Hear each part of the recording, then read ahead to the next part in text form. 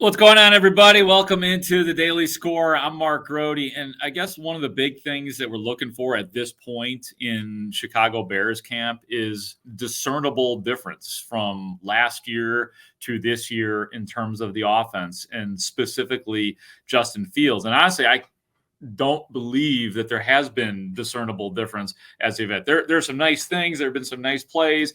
DJ Moore is for real. It's been great to see that, and he is all that. And you do have a number one wide receiver, but we haven't seen the big change yet. Still early in training camp at this point, but we're still looking for those kinds of things. Do you remember earlier in camp when the general manager of the Chicago Bears was asked about JustinFields? Just improve.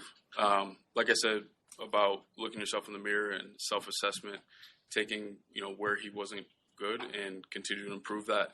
And a lot of those things, that's a beautiful thing about football. You're relying on other people around you too. So really controlling what he can control, looking at himself in the mirror, self-assessment, improving those weaknesses, and really attacking that in training camp every single day. Where specifically do you want to see him improve? I mean, you want to see him improve everywhere. Obviously, what he did with his legs was outstanding, but, in the past game, look at the different scenarios, situations, 2-minute, and continue to improve that. 2-minute. That's the key part of that from Ryan Poles right there, the general manager of the Bears. 2-minute. That is the 2-minute drill, and we've been getting to see it in action, and just what happened in the 2-minute drill that I saw today was not particularly good, and it needs to get a lot better. There was some good to it, and there was some bad to it. I'll give you the good first in this 2-minute drill that started on about the Bears' 12-yard line. The good part was there were back-to-back sideline passes to Chase Claypool where it looked to me like he was using his body in a very constructive way. That's definitely what you want to see from Chase Claypool in all sorts of different scenarios on the field. But that was definitely heartening to see.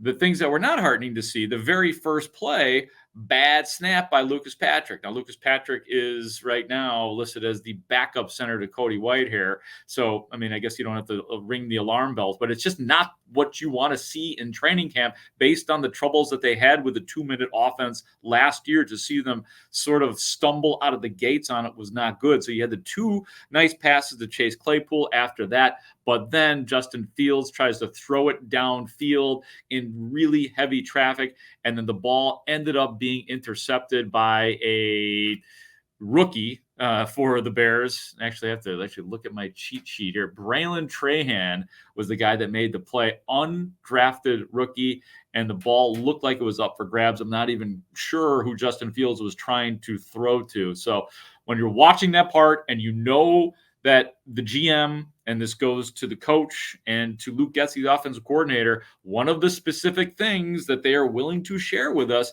is the 2-minute drill. And when you don't see it tightened up, and I understand it's early, but that does concern me, where right out of the gates, it just seems like it was a little bit sloppy. So not a great thing right now in terms of the 2-minute drill early in camp, and that can definitely get better, but I'm just telling you what I am seeing right now. A few other things that I found interesting. We're going to hear from Tyler Scott, JustinJones, and Cody Whitehair. Tyler Scott, the 4th-round rookie out of Cincinnati. Interesting prospect. Great speed. Looks like he has tremendous cutting ability as well. Does have a long way to go in terms of learning this offense. And he even shared with us how he was essentially schooled by Jaylon Johnson. One thing I've noticed coming from college to the NFL is the biggest difference is not necessarily, I wouldn't say necessarily the speed of the game, not as much as I thought it would be, so far at least, but I would say the knowledge of the players that you're going against for sure. I remember my first rep against Jaylon Johnson when he came back in OTAs, and my very first rep, he was on top of it, like he ran it for me. And at that point, I was like, man, this, and I mean, this guy's been here for, 3-4 years. And so I'm like, man, this dude, he just kind of gave me a taste of what, really a high level caliber cornerback, kind of how they, dissect the game and how they're just one step ahead. And so that's pretty much the biggest difference, So I'm just trying to figure out now, how do I use my speed? How do I threaten guys with that?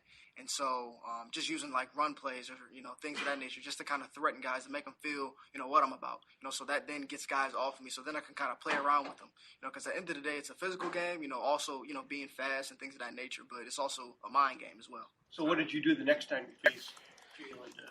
Yeah, no, I mean, with him, I'm just trying to make everything look the same. I'm not trying to give any telltale signs.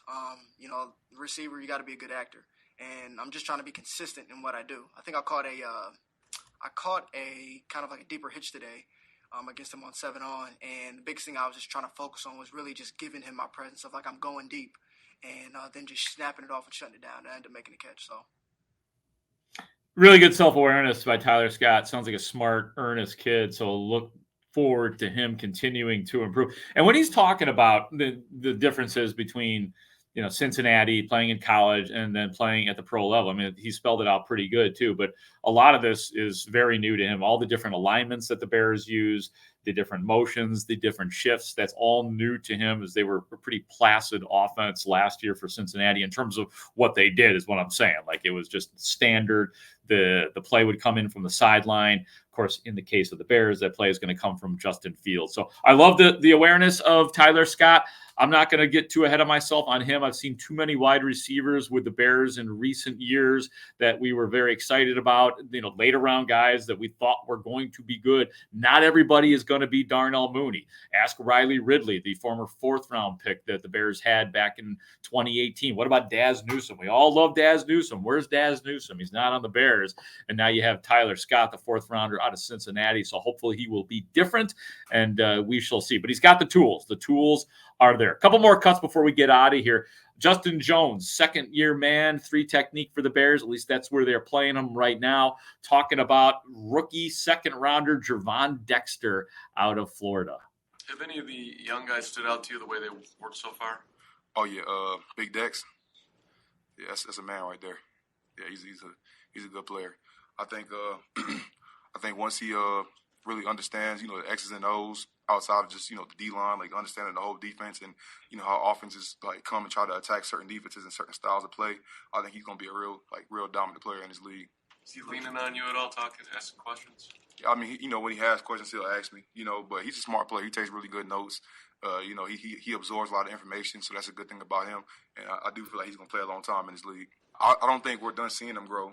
Honestly, I think that we're just seeing the first glimpse of Gervon, in my opinion. He's as the intensity's picking up, he's picking up. That's how I see it. So, we get pads on tomorrow. So, I would expect something huge out of him because, he's a real physical dude. So, yeah, he's going to be good. Is there anything else that you notice with Gervon that makes you go like, wow, this rookie is maybe using some veteran moves here? I mean, he benches like 500 pounds. I don't know what else to tell you. Like, he's a strong, big, strong guy. Like, I mean, manhandling guys, literally, you can't even coach that, honestly. I mean, obviously you can coach him on technical things, but the physicality that he brings, like, you can't coach that. Like, that's just natural. You know how small and weak that makes me feel when I hear about a guy racking up 500 pounds and I'm down in the gym, like, needing people to gather around me for inspiration when I'm trying to put up 160 or something like that. So, yeah, 500 pounds. He's a big man.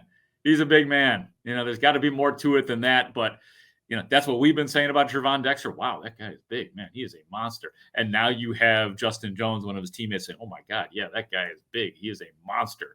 He's been playing on the second string along with Zach Pickens as well, and it sounds like he's coming along swimmingly so far, but there's going to be an expectation jump for him eventually. But that's a tough position to learn at the NFL level. Finally, by the way, we are going to start to see some padded practices. And I can't believe how excited a decade veteran plus in Cody Whitehair is about putting the pads on and sweating out on fields 1 and 2. I mean, is that still something you look forward to at your stage Oh, yeah, here? absolutely. Every day, you're trying to get better at something, but, the intensity, obviously, it's kind of like practice to games. It goes up a little bit. And when you finally get, we haven't been in pads for 6 months, so it's obviously, for us big guys, it's a fun day that we can really work our run fits, our combinations, stuff like that to help us on Sundays ultimately. Are you looking forward to pads coming on? It's pads. It's year 6 for me, so I'm not really like over anxious like some of these rookies are. Guys probably gonna go to sleep tonight like 7:30, getting their mind right for the pads and everything. But I remember them days under my rookie year. I went to sleep at like 7 o'clock because I knew we had pads the next day. I had to make sure I was ready to go. But, now it's just another day for me. So to come out there, being able to work certain techniques and certain things. Now that we in full pads, you can work different kind of moves now. So just, digging in that that bag right there. So Does the intensity though ramp up? Oh, for sure. I think it ramps up more so for the skill guys because they're getting thudded now versus like tagged off. For the O-line, D-line, it's really kind of the same. We're always going. So yeah. And the end of that was Gervon Dexter. Cody Whitehair at the beginning saying, "Yeah, man, let's go."